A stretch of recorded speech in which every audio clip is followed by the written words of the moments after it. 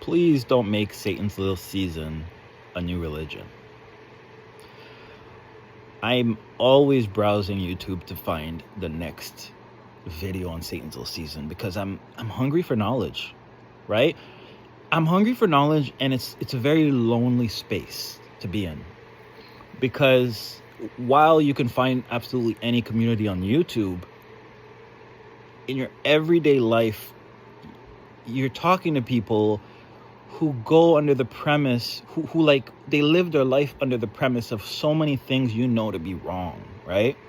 Whether that's our research into the cosmology of the earth, or whether that be our eschatology, or it's just like we took the time to look at old maps, right?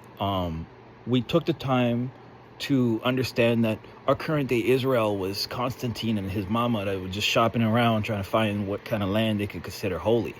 Okay. We entertain so many things, such as, like, when you look at the architecture, right? I noted this here because I really want to make this point.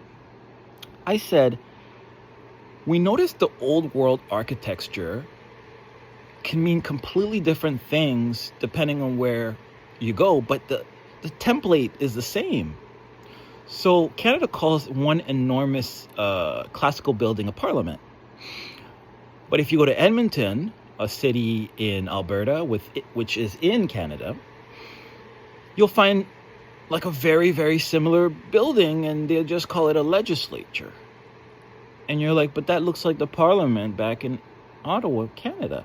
So I started noticing that pattern, and it's like, it seems like every area, like city, province, country, have their distinct template that you could find everywhere around the world. And every country has essentially to kind of just take our attention away from the fact that, like, wait, how could this country have the same thing? They just call it government buildings. And so you start to think, oh, maybe someone came at some point and they probably designed everything. But when you realize there wasn't a designer for everything, then it starts to become nonsensical. And if there were to be a designer, it would be very odd that they would create things at a scale that, like, we can't really interact with. Like, if you look at some of those doors on the old world buildings, like, they typically have to make a smaller door within that door because no regular human can usually open some of these doors. And it's funny because when I'm taking a walk outside, I often see the same design in houses. They have this kind of like interlocking thing that makes the doorway look bigger, and then they put a door. And it's just like, if nobody had ever presented me with this, like, I could go a whole lifetime seeing these buildings and not seeing anything wrong with it, even though I'm like an ant next to them, right? So that's one of the big things that, you know, when you're researching, you're not only learning information, you're now in a state where your eyes are opened and you're seeing everything around you differently, right? That's something that religion can't offer you. Religion always has the answer to everything, and when they don't, they always make it some spiritual, abstract, dogmatic, when you get to heaven, or God gave us this information, and, you know, we just have to believe that what he said is true. But then what they ask you to believe is their own interpretation or some kind of like metaphor. Honestly, I can't stand metaphors anymore. But anyways, let me get back to what I was saying, okay?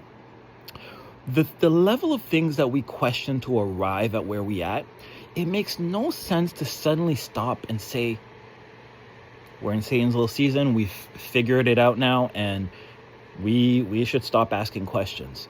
Like, I genuinely see people get mad at those who believe that we're past Satan's Little Season of deception. Now, I don't personally think that we are, but, like, the fact that you would dismiss everything they have to say because you fundamentally think they're wrong, that's a religious way of doing things, right? Another thing I mean by a religious way of doing things, it's like, imagine you lived in this world and everybody had to just demonstrate what they believed. They weren't allowed to say it. You couldn't say I'm Catholic. You couldn't say I'm Seventh-day Adventist. You couldn't say I'm, Baptist. You couldn't say it. People had to observe it. I would love a world like that. But the world we actually live in, people actually believe that, okay, I'm going to say it like this. I had a roommate once, and he told me he's Catholic. And I said, oh, really? What do you believe? He said, well, I don't know what I believe, but it's been in my family for a very long time. And I said, what do you mean Catholic has been in your family for a very long time? Like, that was his understanding.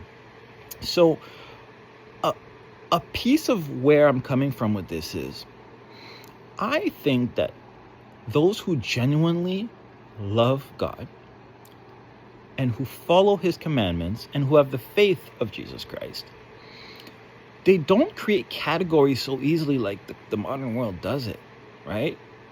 That's why I think a lot of us have seen through the veil. There isn't a spiritual world, a conspiracy world, a myth world.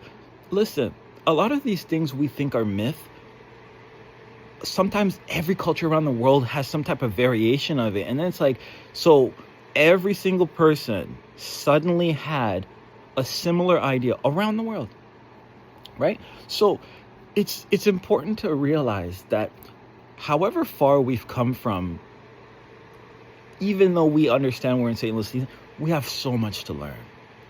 And I still listen to religious people or like different religions because they'll say one thing about the scripture that I just hadn't considered. I don't accept their whole premise, and I don't accept where they think we are. But one thing we can definitely agree on, if they are sincere, is that we love the truth. We love the truth. And we want to live according to it. And so I always look at the behavior of those who discuss scripture. Some of them do not really like abide by what they do know. Like, to be completely honest, man, if you had to strip everything I know, okay, leave me with 5% of everything that I know, I personally think that I'd be in a better position if I'm very sincere about the 5% that I know and I live according to it, than to act like an expert at something that I don't think was ever designed for one person to create a whole doctrine. That's why I look at everybody as my brother and sisters, because the way I look at it is like, if I talk to even a child, one person can teach you something that you didn't know, no matter what their age is, no matter what their belief system is, right?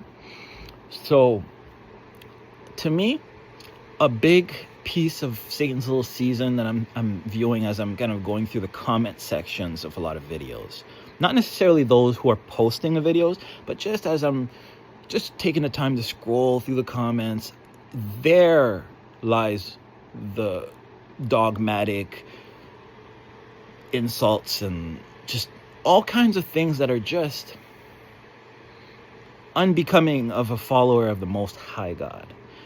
There's something that I really, really like about thinking about the fact that we're made in his image, right?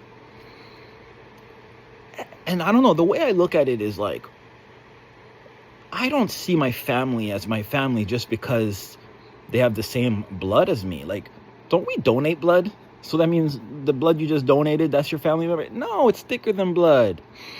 Often when people say I look like my dad, it's my mannerisms. It's something about me that reminds them of my father's character. And that's a little bit how I live my life, even with the understanding that we're in Satan's Little Season. I don't think that it changes much whether we are in Satan's Little Season or whether we're in pre-tribulation. And the reason why I say that is because the big deception that I'm noticing with Satan's Little Season is that they're pretending that we are in the era pre-tribulation, right? So,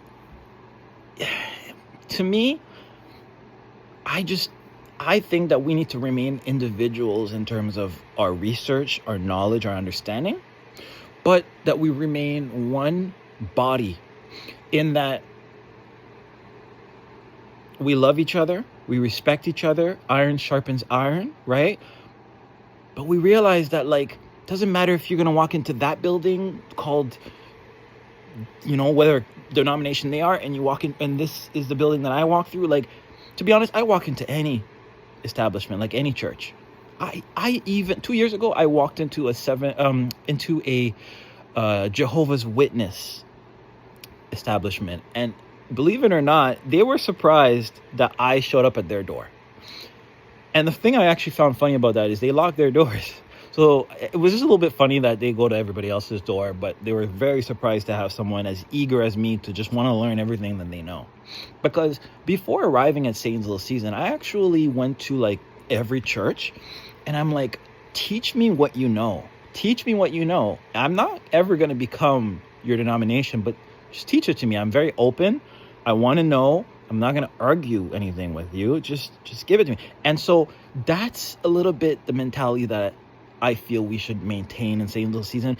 Everything it took for you to arrive to that point is everything that you should still maintain. So even though I have lots of differences with many people under that umbrella, I understand that it's just that, an umbrella.